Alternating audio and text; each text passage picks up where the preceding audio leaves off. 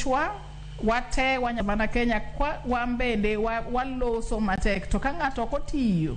to ku tigodo jotije 382 mago mag thieth yok ni gin nondike gi nek beni chulo gi sani kor lungo gi nyawawa process mago mag ndiko jotije county bende wan lernege mano penjo maber ahinya Sharon to process mar ndiko jatich county en ni nyaka bed ni sirikal mar county osetimo gimiluongo ni staff audit kata human resource audit manyiso ni wan gi department mopogore opogore to wadwa ni mondo jotich ma namba marom kama ondik mondo dhi oti tijego to sama indiko ji bende ing'iyo ni to kada mar jok machal nadi ma wadwaro ka gin drivers ing'iyo rem manitie ka gin directors ing'iyo rem manitie ka gin kata officers wachni kata mag procurement ting'iyo rem manitiere then ichak ing'iyo gimiluongo ni requirements ang'o gini ma wadwaro e jogi kaluwore gi kada kata okang' mar jok ma wadwa ni mondo obi ojas nafasi gi kidwaro jo masters nyaka keti kidwaro jo degree achiel nyaka keti to degree ni be en degree machal nade en degree mar engineering kose en degree mar daktachi kose en degree mar social science kose en degree mar political science en karatas machal nade midwaro aeto bang'e chik wacho ni gigo nyaka goye gaset nyaka gogi matim gimiluongo ni advert to advert no ikete in 2 widely read newspapers sani waonge gi chik motegno mar digitization mabro dwaro ni mondo ketgi e website to ketgi e gazet chik mantiere en nyaka ketgi e gazede ariyo misomo gi ji mang'eny kabisa to waneno ka counties moko have moved ahead bende gi take copy mar gazet no giketo nyaka e online kata WhatsApp group ka akanyo to imiyo that advert nyaka bed gima very clear ni county government mar Kisumu kata Siaya kata Migori kata kuma chalo kama Homa Bay dwaro joma chalo kama to kada ka kada wadwaro ji 170 kae wadwaro ji 8 ka wadwaro ng'at achiel masama koro japiny timo application to ng'eyo nikech onge gimang' ne keti ni dhi apply for a position mar ja masters ka in gi diploma mano already in under qualified to ja masters bende gimang' no orie gimedwaro jo certificate to in gi masters bende onge nikech you are over qualified koro magi teko setim to gimiluongo ni advert chande Sharon nyaka bende bed gi terms and conditions samoro gi jawacho gani women youth and persons with disability are encouraged to apply kiseneno kamano ng'e ni jogo nigi interest samoro nitiere directors ma male kata 47 to koro gidware ni mondo gi mix moko bende ma gin mine e iye kacha kata pudhero ngone modak gi persons living with various disabilities kata vijande then bending you need to dates gin mage omiyo kanende expire osetimre nyoro inidwa oro application mari next week already you are disqualified ni inti wacho ni donge chief officer chan girandwa donga sing'e ni ng'amogo county secretary in ankona yeni sami wacho kama to the world serviers nitie ng'at ma winjo ka kiloso emomiyo samoro kata kiwuotho kata kibete matatu tiwinjo ka wacho na si hata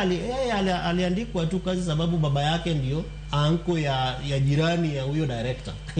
to bende ji ong'eyo ni karatas bende idwaro to into ging'e ni kata jok manodhi kodi e school ong'e ni onge gi masters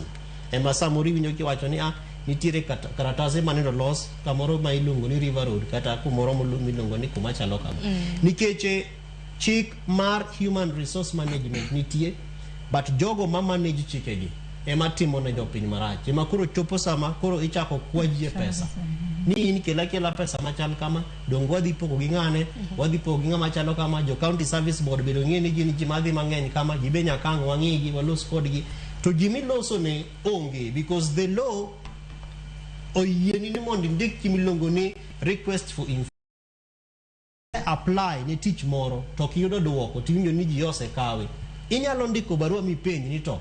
donge ne requirements mano dwaro ka na anaparo ni na I fit them properly to koro konya uru mondo understand ni ang'ono momiyo nendo kayudo duoko machalo kama to magi gik ma wan watimo everywhere kata wan jok manitiere migepe mag ratiro mag human rights and civil society wandiko ga kindiko kata mana request for proposal to koduoki you will do an email kata barua tiyudo ka actually duoko biro ni ne gima ne wuonge go en gima chalo kama makoro konyi next time kitimo another application so you can beef up that application omiyo japiny kata jowinjo akikwa bed gi gorwok ni koro ni nye ng'ato to sami kwayi pesa sani wan gi chike motegno wan gi commission mar ethics and anti-corruption commission wan gi chike ma siro kendo keto ratiro mar japiny ma kata ng'ato madwa ni mondo kwa tich niko kwayi pesa mora mora kech samoro bende va advert ma walose chaundik kacha ni do not pay any money to anyone to into koro kosendi tidhi tikawo nade pesa ichiwo to kenda chudhego dwaro ga pesa mang'eny kabisa to en pesa mang'eny makata salary ma samoro ka Nyasaye okonyi to kidhi yudo pesa ma equal to awinjo story kaka ma sani timre Siaya kendo en gima lit ahinya madware ni mondo governor speaker marwa mheshimiwa Okode jo MCAs county public service board EACC osekawachi ni dware ni mondo ng'i gini e weche ma giwang' matut kabisa nikech kiwinjo pesni majino chiwo to gin pesni mabende buogini nikech some of those people gin jok ma wang'eyo we went to school together we are neighbors wadak kanachiel samoro wago mpira kumoro achiel kori wuoro ni to yawa pesa marom kama ng'ato ang' knows how much pieces of land how many heads of cattle nyaka ng'ato us mondo yud godo tich omiyo dware ni mondo obed gi ratiro to gigi an gima sebedo kata kapuonjo kata through county governance watch gima wajanyiso ka jopiny to adwa tude gi penjo katieko Sharon gi penjo manende Ruth Nyathi chiengo penjo ni to sama wadhi kata mane chiro to cho okolos to ng'ama shughulika bende onge ang'ono madang' watim omiyo communication ma walose cha nyeni kaka ne wasewacho ni jogo manie chokacha manie chiro kacha there must be a point of contact mar county kata bed mana revenue officer cha ng'ama ng'iyo ga ni parking osechul kata ng'ama ka usuru kacha nyaka bed ni tiere a mechanism ma japiny nyalo communicate godo gi county omiyo e weche mag andika mag tich bende ni